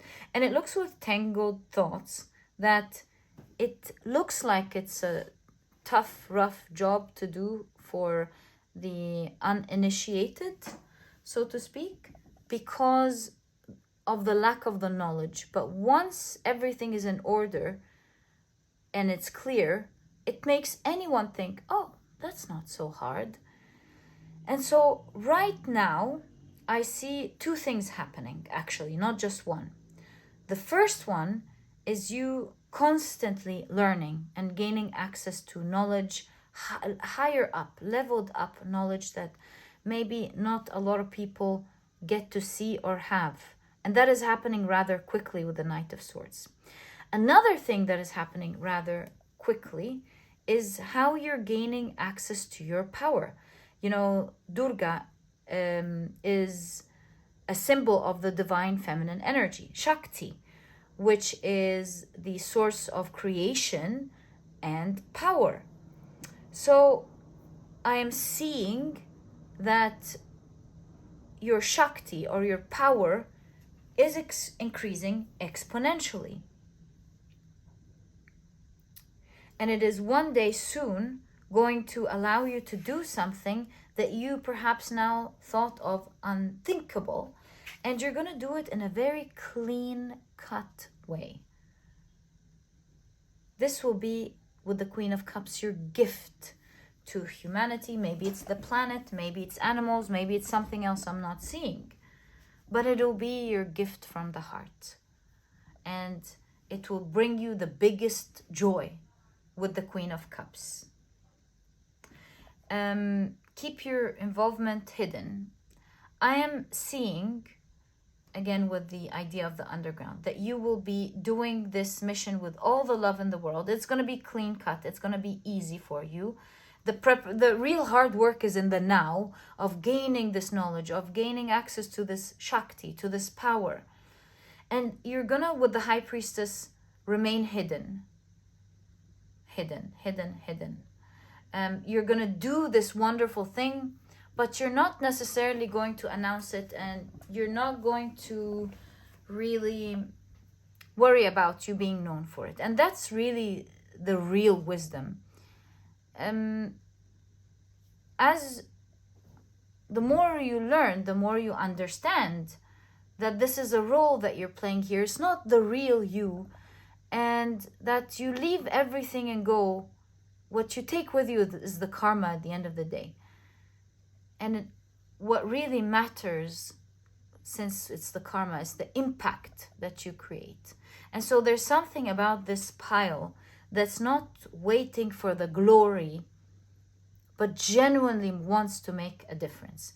This is not to say that you should be someone who, in general, who doesn't like to take credit for anything and remains hidden. That's a shadow. But I mean to say, in your heart, this mission requires it to be hidden, and you are not really motivated by the glory, is what I'm trying to say, at all. It shall remain hidden with the Two of Swords, and it is going to be done with every piece of your heart because you genuinely care about it. And that is going to give you, I just heard clarity. I was going to say give you good karma, but I heard clarity in my mind. So perhaps it's going to totally clear out your karma. So it is, at the end of the day, actually doing great things for you too. But like I said, it's going to remain hidden. Your ego is not in any way, shape, or form tied to it, and you're going to be very happy to do it. So that is what's coming in this spiritual awakening. Let's get more information about the preparation period, the mission period, and the aftermath, right? Let me write these three so I don't forget. I don't think that's anything to forget. Preparation, mission period, aftermath. Okay, so let's take a look at the preparation period, which is right now. What's going on with that? Two of Wands. Two of Wands, seeing, learning to see, vision, learning, right? You're looking, being informed, enlightened. 10 of Swords, you're ending your pains and your weaknesses. Interesting. So it is serving you in a great way, of course. It's very interesting. You are learning to end these pains, it seems. Yeah, releasing the baggage, seeing, understanding, making sense of it all, seeing through it all. So you're healing right now, right? So that's your journey, healing, understanding the pains you've gone through. Yeah, I feel with this pile that you have a much more understanding of your world in a more, not introspective, it's not the word I'm looking for, in a more clearer way than maybe even others. There's a lot of clarity on what you've gone through, how to heal it, all of that. Ten of Swords signifies that this right now where you are is the end of this pain. It could also be the hardest with the Ten of Swords. There's a lot of pain, but you're processing through it. King of Wands. You're getting in touch with that power, and very soon you'll be even ready to sit on your throne, to be comfortable with that power. Okay, so that is what you're going through at the moment. There is a card sliding out, so let's take that as the final card of what you're going through now in preparation. The Death card. You are going through a transformation right now. You're transforming as a person. You're transmuting this pain into power. That's exactly what I'm seeing. You're going through that process right now. Seeing through it all, understanding, learning, like seeing beyond what's happening, learning much more that allows you to heal, getting in touch with your power. And very soon, as you go through this transformation, you'll be ready to sit on this power. Okay, so yeah, that's what you're going through right now. Let's take a look at the second part, which is the mission part. What you're about to do for humanity or the planet once you gain access to that. So what is that all about? What are you going to do there? You've got the Six of Wands. Wow. I see you're getting admiration from everyone. Everyone's throwing flowers at you, at least at the success that you've done. Because I know that not a lot of people at all will know that it's you, but you're getting praise, maybe from the close ones. The action itself is garnering a lot of praise. You're creating that victory for what? So, Three of Cups. It looks like it's for humanity, for people. People are celebrating. Two cards of celebration. Okay, you've got the Five of Wands. Yeah, sacrifice. It's like, oh, you're the only one that's able to stand up for something. Okay, now you've got that power. To you, it's not so scary anymore. And look at the wreath here in the Six of Wands. And look at the wand here. Doesn't it look like the wreath in the Six of Wands? You will be using your power to easily overcome something that you and others thought was very scary. You've got the Two of Cups. And you've got the Tower card. You're going to bring it down. You're going to be bringing down a huge foundation. And everybody's going to be free from that struggle once and for all. I don't know. There's something about, I know it's the Two of Cups, but the yin and the yang, because of the Two of Cups, there's something about uniting feminine and masculine powers together. We did talk about the divine feminine power, the Shakti. Don't know. There's something about you finding this power as you unite your feminine and masculine powers.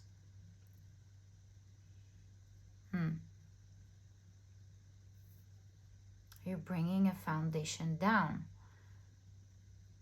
You're going to be putting two powerful things together and bringing it down once and for all. Don't know how you're going to do that.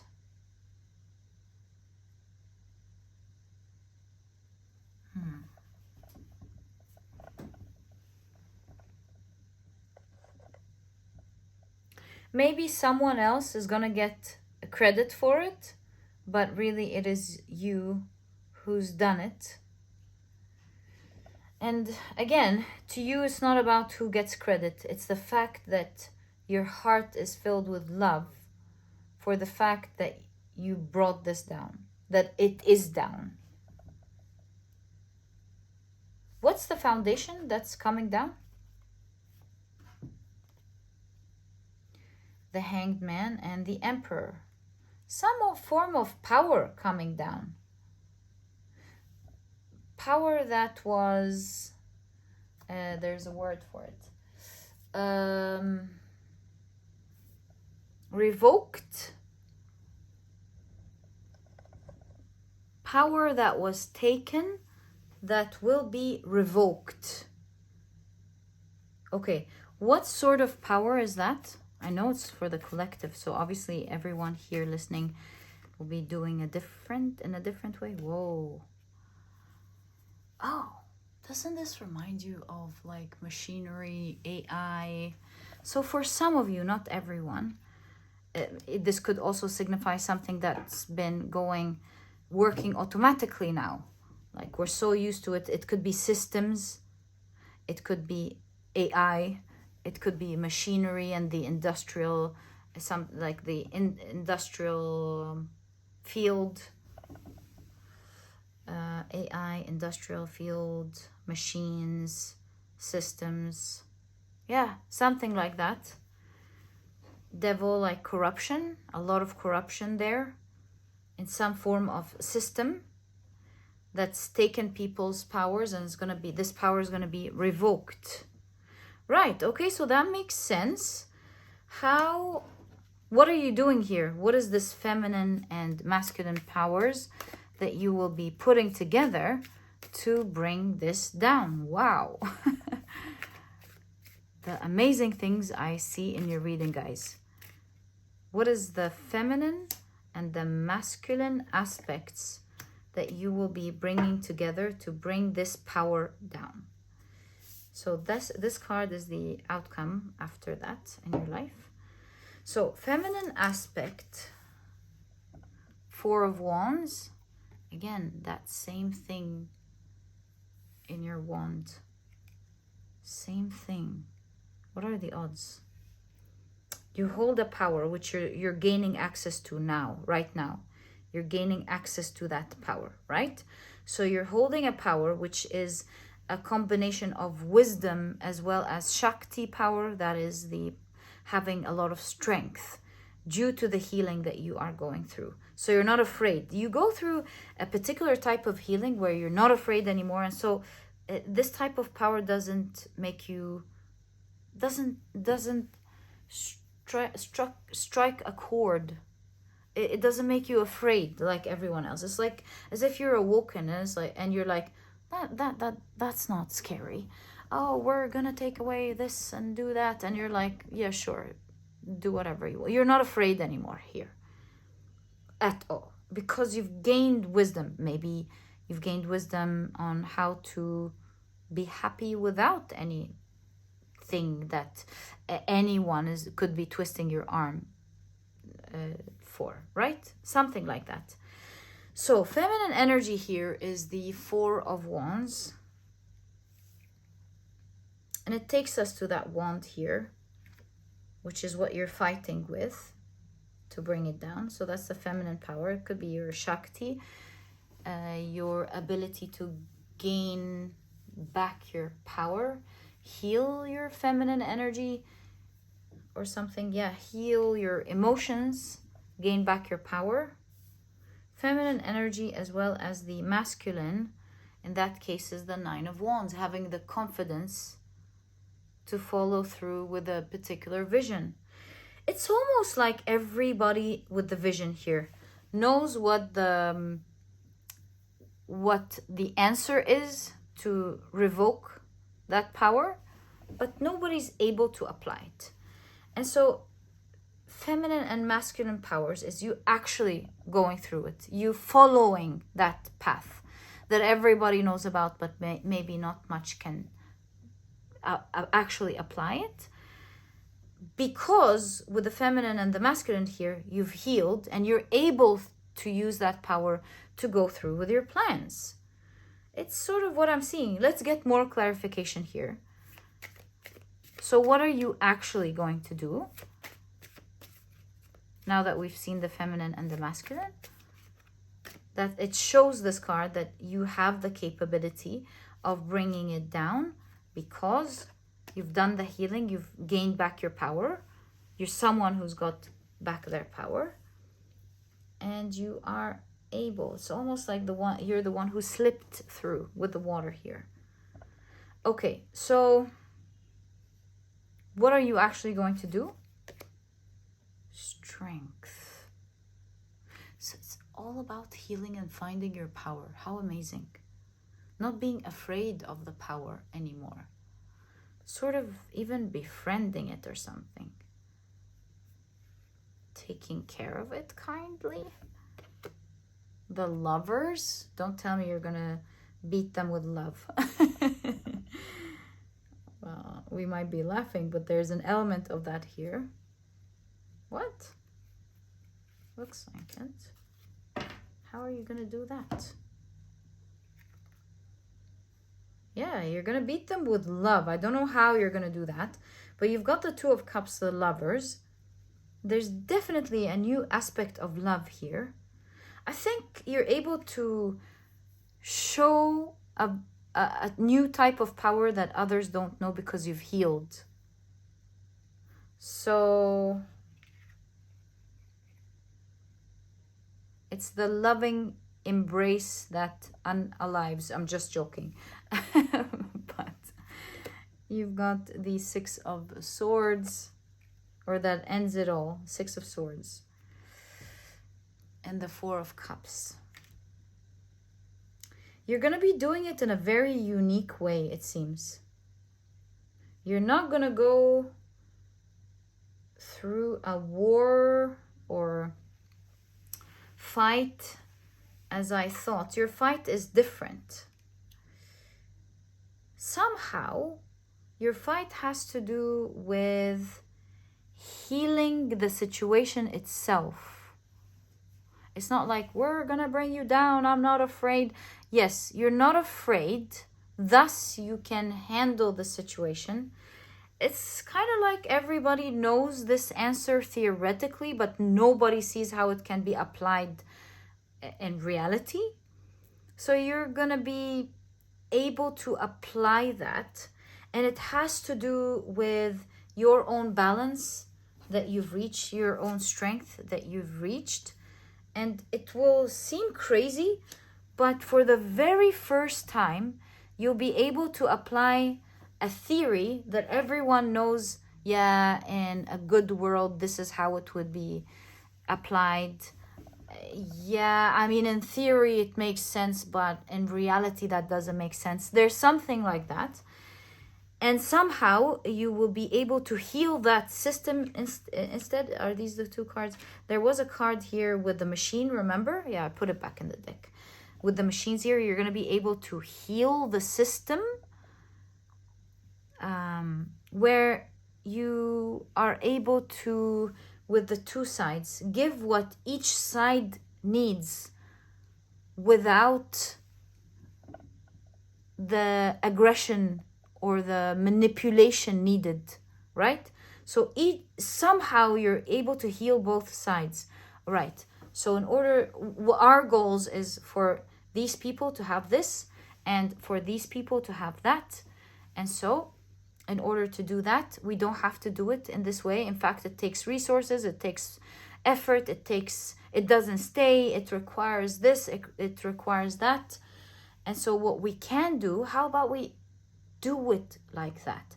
This way, you get what you need, they get what we need. It's not about the dynamics of power or this or that. You're really going down to the core, healing something here.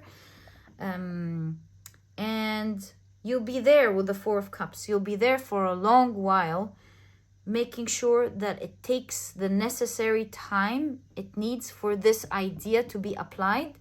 And you will have the strength to have this talk, to be part of it, to negotiate it, to explain it, to be part of, I heard assessment in my mind, like part of the assessment, part of the movement until it is created. And there's, for one reason or the other, you're not meant to be known for it.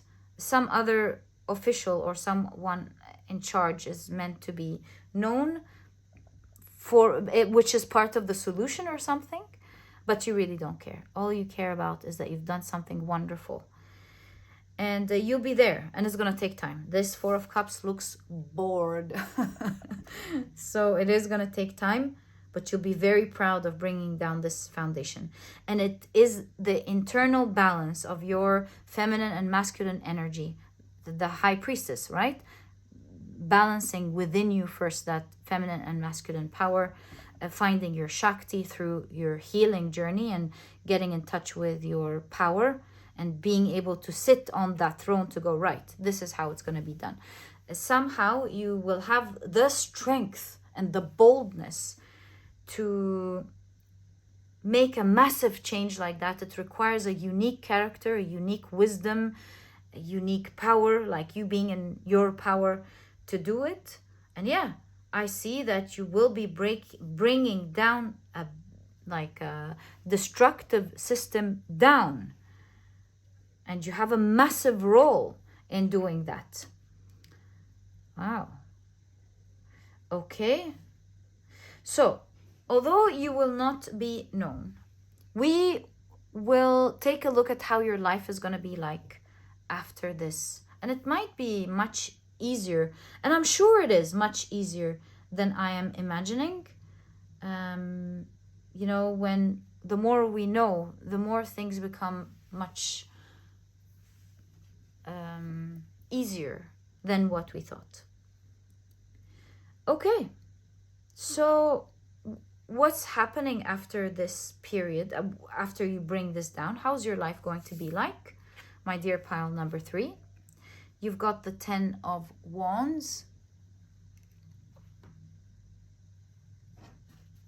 You end once and for all some heaviness that everybody's carrying. I feel like this person is walking with power. The pictures are falling. It's like it's going to be a memory, old memories. Things are falling. And this figure feels powerful. She enlightened everyone, this figure. So yeah, it's the end of this heaviness. You're proud. There's a sense of pride here. You're proud. You're happy. You feel strong that you were able to do something like that. Yeah, there's a lot of pride here. Healthy pride. Page of Swords. It's a powerful new beginning that even you get to be part of. And look, this is an official figure. This figure is wearing an official attire, a uniform. So I would say, although you are not known, but you will be given an official role, right? Due to your capability of bringing everything so high and landing safely, elevating this whole situation and landing safely, you will be given an official role. Okay? Maybe official protection. This is Durga, right? Official protection, official role, something like that. Yes, I think you are going to be given an official role. And with the Chariot, with this official role, you'll be able to move other things forward. You've got a grasp. You're protected with this official role, and you've got this go-ahead. Move all these other things forward. You'll be managing it or something. Six of Cups. And while you may not be celebrated on the outside, you will be admired and loved and considered a hero on the inside, truly appreciated on the inside for your heroic role. So yeah, I see you continuing to move things forward. You're feeling powerful. You're managing big things moving forward, and you're being protected. It's like pile number 3 is untouchable. You've got all of your weapons like the Durga, and yeah, you've got the green light. You manage this whole thing. You get an official role. Maybe that's what you're going to be known for, and maybe everyone's going to be wondering, wow, how did you get this official role, big role? How are you so trusted in managing all of this, not knowing that you've done much bigger things than that? And yeah, you will always be appreciated as a hero, maybe in private, yes, but always appreciated as a hero. And there's a sense of pride for ending something heavy that everybody has been going through. It might seem very crazy listening to this now, but this is what I see in your cards, and you're currently being prepared for it in terms of the knowledge you're gaining. Like I said, highly spiritual pile, and the power that you are gaining as you are going through this massive healing. So all the best of luck with that, my dear pile number 3. This is exactly what I see in your reading. Again, disclaimer, I know this might sound crazy, but you never know. Take it step by step. You will remember this reading when in due time. 12th house, you're meant to do something like this soon. And my dear pile number 3, this was your reading. I truly hope you've enjoyed it. If you have, please give me a thumbs up. Subscribe to the channel so that you never miss a reading that I upload. And my dear pile number 3, I'll catch you in the next reading. Bye.